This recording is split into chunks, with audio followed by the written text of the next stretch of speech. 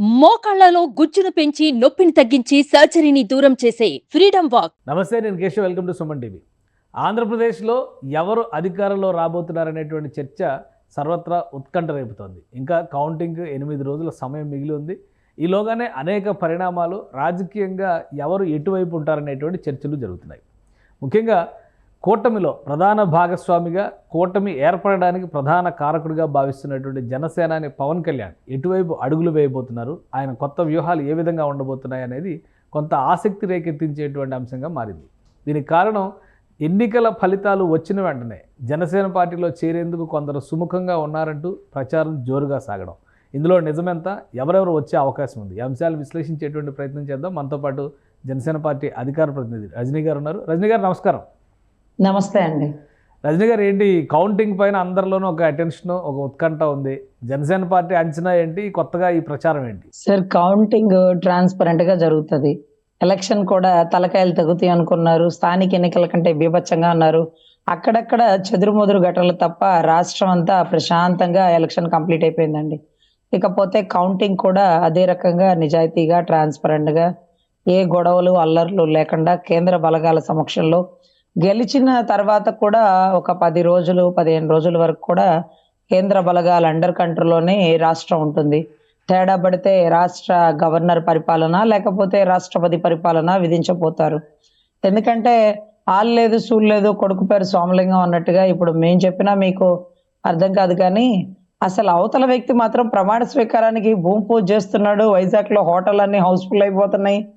ఏంట్రా ఈ ధైర్యం అంటే, చిట్ట చివరికి 175 నుంచి తొనకలా బెనకలా, ప్రతిపక్షం కూడా లేకుండా అసెంబ్లీలో కూర్చుంటానంటాడు ఒక యాంగిల్. సరేలే తోక. అంటే ఒకటి మీరు రేజ్ చేశారు కాబట్టి, విశాఖలో పెద్ద ఎత్తున ఏర్పాట్లు జరుగుతున్నాయి. అలానే హోటల్స్ బుకింగ్స్ కూడా వేగంగా జరుగుతున్నాయి. వైఎస్ఆర్సీపీ పార్టీ కార్యాలయం, కేంద్ర కార్యాలయం కూడా అక్కడే ఏర్పాటు చేయడానికి కావాల్సిన ప్రణాళికలు అమలు చేస్తున్నట్టుగా తెలుస్తుంది. ప్రమాణ స్వీకారం ఎట్లాగా ఆయన మాట ఇచ్చారు కాబట్టి విశాఖ నుంచి చేస్తారు. వీటిలో ఏది కూడా వాస్తవం కాదు అనడానికి అవకాశం లేదు, ఎందుకంటే మీడియా రిపోర్ట్స్ కూడా అదే చెప్తున్నాయి. సో జనసేన పార్టీ అంచనా ఏంటి ఈ విషయంలో? ఇది వైసీపీ వేస్తున్నటువంటి అత్యుత్సాహంతో వేసిన అంచనా అనుకుంటున్నారా, లేదంటే వాళ్ళకు కూడా ఏదో గ్రౌండ్ రిపోర్టు సోర్సు ఉండకుండా అయితే ఇటువంటి చర్యలకు దిగరు కదా? సార్, ఈరోజు వైజాగ్ లో సుమారుగా ఒక 10 హోటళ్ల వరకు హౌస్ఫుల్ అయిన హోటళ్లకే వెళ్ళి ఈ నెంబరు ఆ రోజు, అంటే ఏదైతే ప్రమాణ స్వీకారం రోజు ఆ రూమ్ ఎవరు తీసుకున్నారంటే, లేదండి అడ్వాన్స్ బుకింగ్ అంటారు. అడ్వాన్స్ బుకింగ్ అయినా డీటెయిల్స్, ఆధార్ కార్డ్ అన్నీ ఉంటాయి. ఎవ్వరు లేరు సార్. అక్కడ ఖర్చు వేశారు అంతే.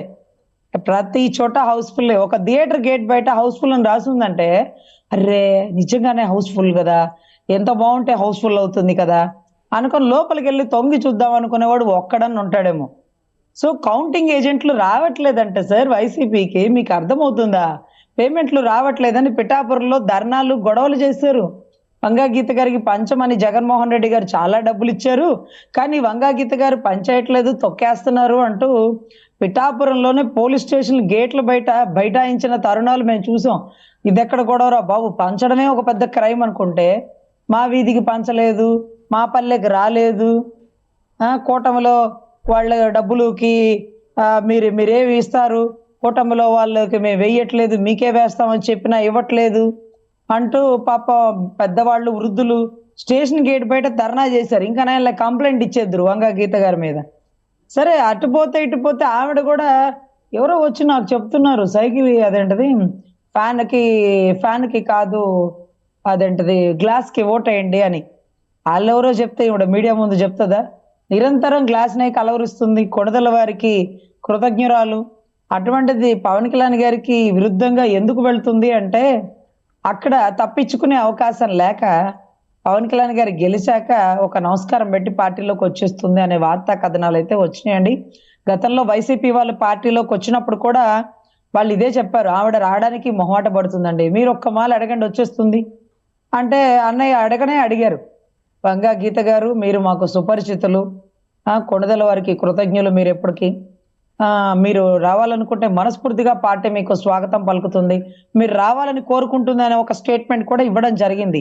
అంటే ఇక్కడ ఓడిపోయిన వాళ్ళు పార్టీలోకి వస్తున్నారనేది 1%, గెలిచిన వాళ్ళు పార్టీలోకి వస్తున్నారనేది 30% అయిపోయింది. కానీ వంగ గీత గెలుస్తుంది, ఆమె అక్కడ విజయ పతాకం ఎగరేస్తుందని వైసీపీ నేతలు క్లియర్గా చెప్తున్నారు. మీరు ఓడిపోయి పార్టీలోకి వస్తారంటున్నారు. ఒకవేళ ఓడిపోయే అంచనాలు ఉంటే ఈ ప్రచారం ఎందుకు జరుగుతుంది?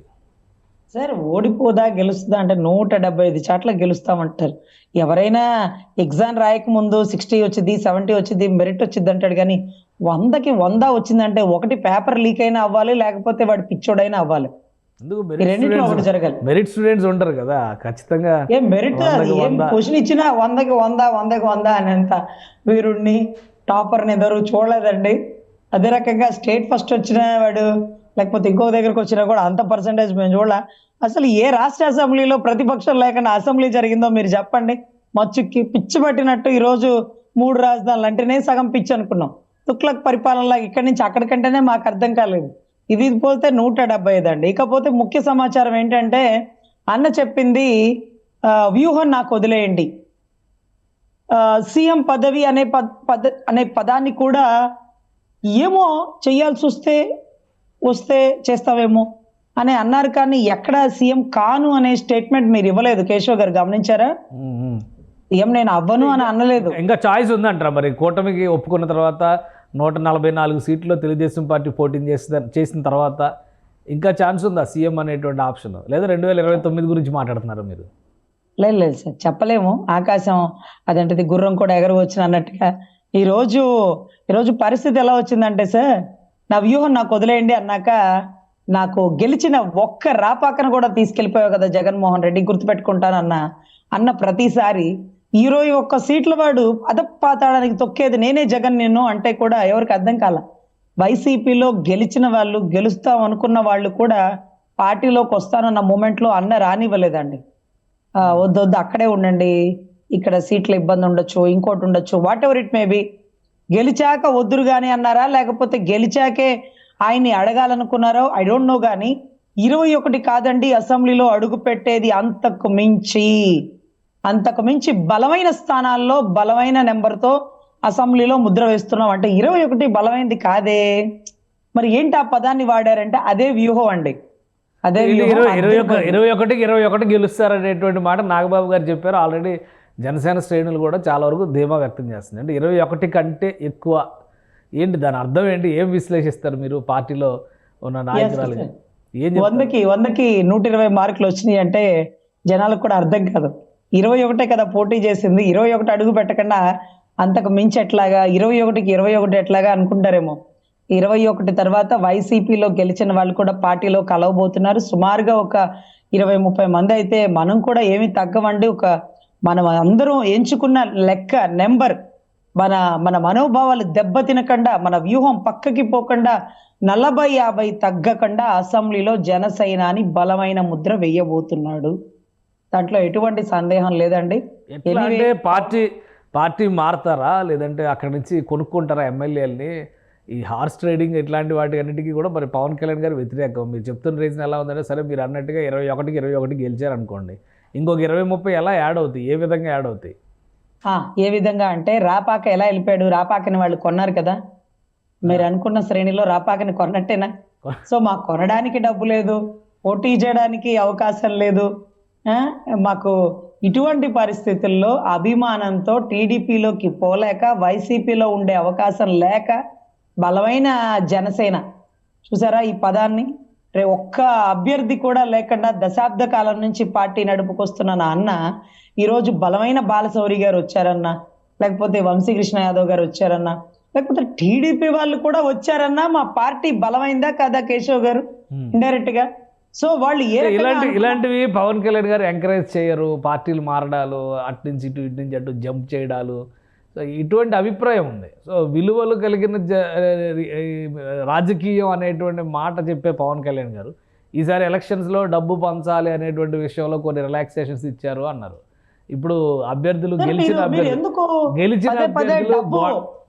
గెలిచిన అభ్యర్థులు గోడ దూకడాన్ని కూడా పవన్ కళ్యాణ్ గారు సమర్థిస్తారా? సార్ గెలిచిన అభ్యర్థులు మనస్ఫూర్తిగా అభ్యర్థిస్తూ మన పార్టీలోకి వస్తున్నారు. వాళ్ళు గోడ దూడడానికి మనం ఏమి డబ్బులు పంచలేం, మనకి డబ్బులు పంచుకోవడానికి మన దగ్గరే లేని పరిస్థితులు. సో ఖచ్చితంగా వాళ్ళందరూ మనస్ఫూర్తిగా అభిమానంతో వస్తానన్న వాళ్ళని కూడా రానికుండా అడ్డుపెట్టి ఈరోజు గెలిచాక వాళ్ళంతటా వాళ్ళు వస్తున్నటువంటి పరిస్థితి అండి. ఇక్కడ ఎటువంటి లాభాపేక్ష, ఎటువంటి డబ్బు పంపకాలు, ఏ హోటల్లో బందికానాలు, ఎక్కడ చర్చా సమావేశాలు ఇవేమీ జరగవండి. ప్రతి ఒక్కరు ఫిక్స్ అయిపోయారు అసలు వైసీపీ పార్టీ ఉండదేమోనండి. ఇది ఆలోచించుకోండి. ఎందుకంటే అతను వస్తాడో రాడో తెలియదు. వచ్చినా కానీ సిబిఐ అతని బెయిల్ నిరాకరించింది. ఈ పాయింట్ నోట్ చేసుకోండి కేశవ్ గారు. అడుగు అడుగున ఆయనకి అడుగులకి మడుగులు వచ్చినటువంటి సిబిఐ మొట్టమొదటిగా ఆయన్ని దూర దేశాలు వెళ్ళడానికి నిరాకరించింది. కానీ హైకోర్టు దగ్గర పిటిషన్ వేసుకొని బెయిల్ తెచ్చుకొని వెళ్ళిన పరిస్థితి, హైకోర్టు దగ్గర నుంచి పర్మిషన్ తెచ్చుకొని వెళ్ళిన పరిస్థితి. కానీ సిబిఐ ఎందుకు నిరాకరించిందంటే సిబిఐ గేమ్ స్టార్ట్ చేయింది. ఇప్పుడు 1వ తారీఖు రాగానే, లేకపోతే 2వ తారీఖు అనుకుంటా ఆయన ఆగమనం, 2వ తారీఖు రాగానే ఎక్కడి నుంచి వచ్చావో అక్కడికే వెళ్ళయ్యా, దేంతో వచ్చావో దాంతో వెళ్తావని అత్తారెడ్డి దారేదిలో సినిమాలో చూశానండి. 2 లక్షలతో వస్తాడు, 2 లక్షలతోనే పోతాడని. ఆ రకంగా దేంతో వచ్చావో దాంతోనే పోతావు బాబు అంటే దేంతో వచ్చారు? అవతల వాళ్ళని అభ్యర్థుల్ని కొనుక్కొని అవతల వాళ్ళ అభ్యర్థుల్ని ఇబ్బంది పెట్టి ఆయన అలా చేశారు. కానీ ఈ రోజు అభ్యర్థులు మనస్ఫూర్తిగా పక్క పార్టీలోకి జంప్ అయిపోతున్నారు. ఎలక్షన్ కి ముందు టీడీపీలో, ఎలక్షన్ అయ్యాక జనసేనలో. ఎవరెవరు టచ్లో ఎవరైనా ఉన్నారా జనసేన పార్టీతో? ఎవరున్నారు? మీరు వేసినటువంటి లెక్క ప్రకారం ఒక 25-30 మంది చెప్తున్నారు అంచనా, 40-50కి తగ్గకుండా వస్తారు అని చెప్పనంటే ఎవరున్నారు అందులో వైసీపీ నుంచి రావడానికి ఆసక్తి ఉన్నటువంటి నాయకులు? వైసీపీలో కూడా సన్మార్గులు, సత్ప్రవర్తన కలిగిన వారు, ఎప్పుడు మా జనసేనని ఇబ్బంది పెట్టని వారు, అక్కడక్కడ కడప, కర్నూలు అన్ని చోట్ల ఉన్నారండి. ఎప్పుడు మాకైతే ఈ పేరని మేము ఖరారు చేయలేం. కానీ ఒంగోలులో బాలినేని గారికి కూడా మాకు ఎప్పుడు ఇబ్బంది పెట్టలేదండి. ఒంగోలు జనసేనని కూడా ఎప్పుడు ఇబ్బంది పెట్టలేదు. అసలు పవన్ కళ్యాణ్ గారికి వైసీపీలో కంటెస్ట్ చేసిన పర్సన్స్ తో చాలా మందితో వాళ్ళకి పరిచయం అండి. పరిచయం అంటే ఎక్కువగా మాట్లాడుతూనే ఉంటుంటారు. రాజకీయం వేరు, పరిచయం వేరు. రాజకీయం వేరు, పరిచయం వేరు. టీడీపీ అభ్యర్థులు ఎలా సన్నిహితంగా ఉంటారు. కానీ ఆ పార్టీని విభేదించడం కాదు, ఆ పార్టీలో పాలసీని విభేదిస్తారు.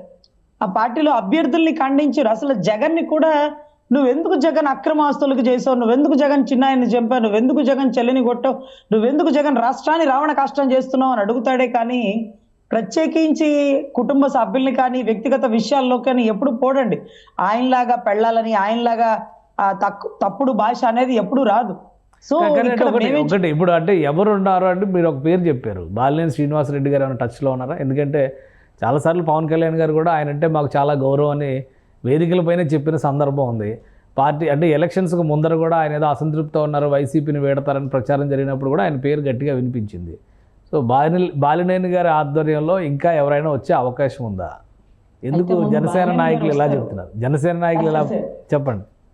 కేశవ్ గారు బాలినేని గారు వస్తారని మీరు ఫిక్స్ చేస్తారు. అయితే బాలినేని గారు ఆధ్వర్యంలో ఎవరు వస్తారని చెప్పామంటే, అరే మేమేం చెప్పాము కేశవ్ గారు, మాకు చాలా మందితో సత్సంబంధాలు కలిగి ఉన్నాయి, ఎప్పుడు మా పార్టీని జనసేన విభేదించిన వారు కూడా లేరు, చాలా వరకు వైసీపీలో అన్నారు. అలాగే మచ్చుకి బాలశౌరి గారు అలా అయితే పార్టీలోకి వచ్చారో, బాలినేని గారు కూడా అలాగే వైసీపీని వీడతారనుకున్న మూమెంట్ ఉంది. వారి ఆధ్వర్యంలో ఇంకా చాలా మంది అండి, పేర్లు చెప్పడం పద్ధతి కాదు, పార్టీ స్టాండ్ అసలే కాదు.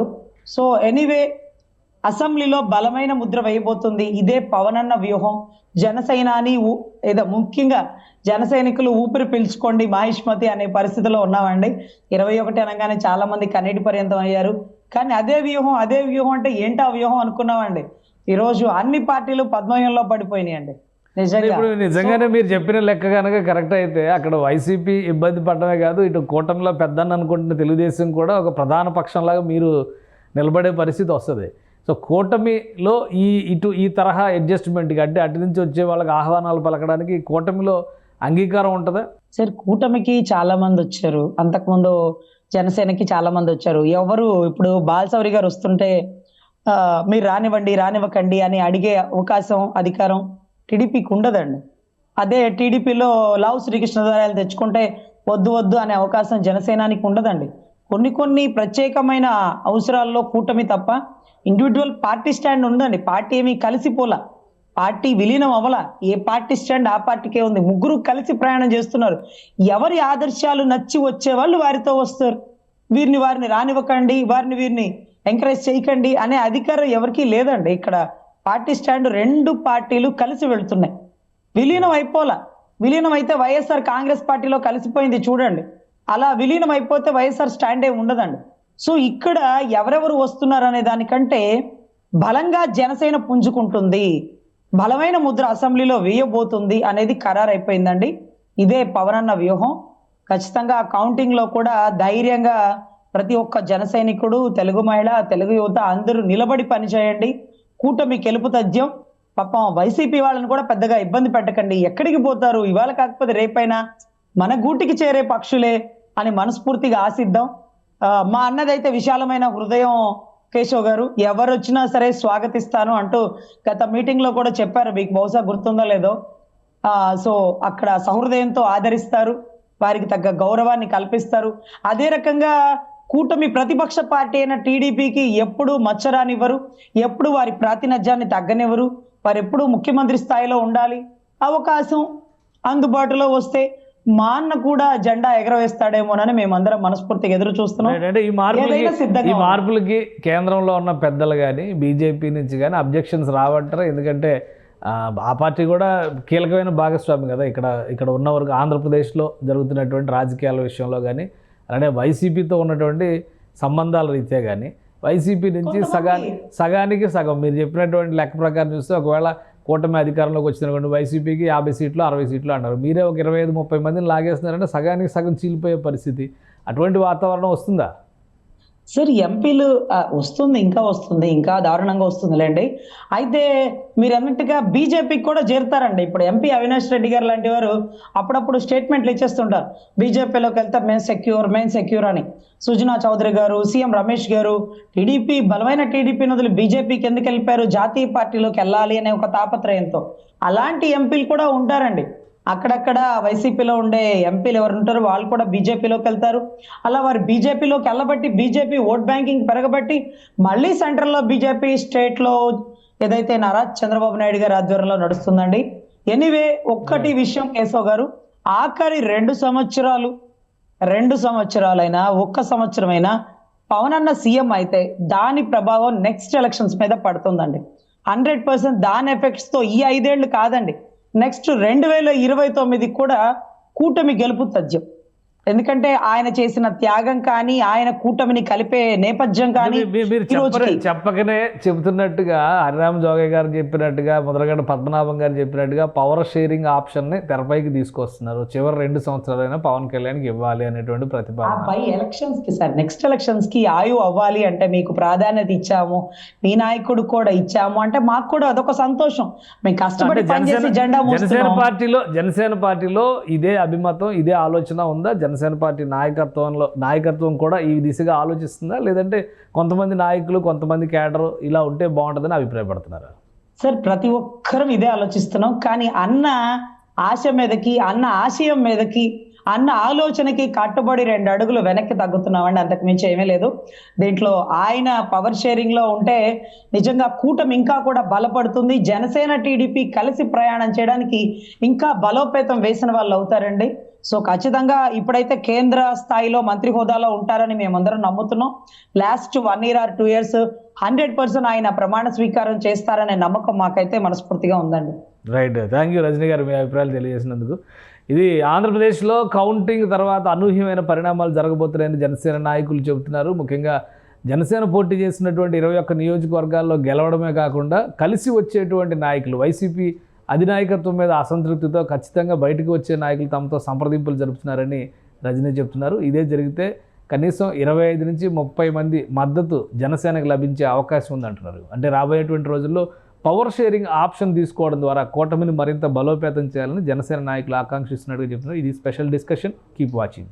సుమన్ టీవీలో మీ పర్సనల్ అండ్ బిజినెస్ ప్రమోషన్స్ కోసం కింది నెంబర్కి కాంటాక్ట్ చేయండి.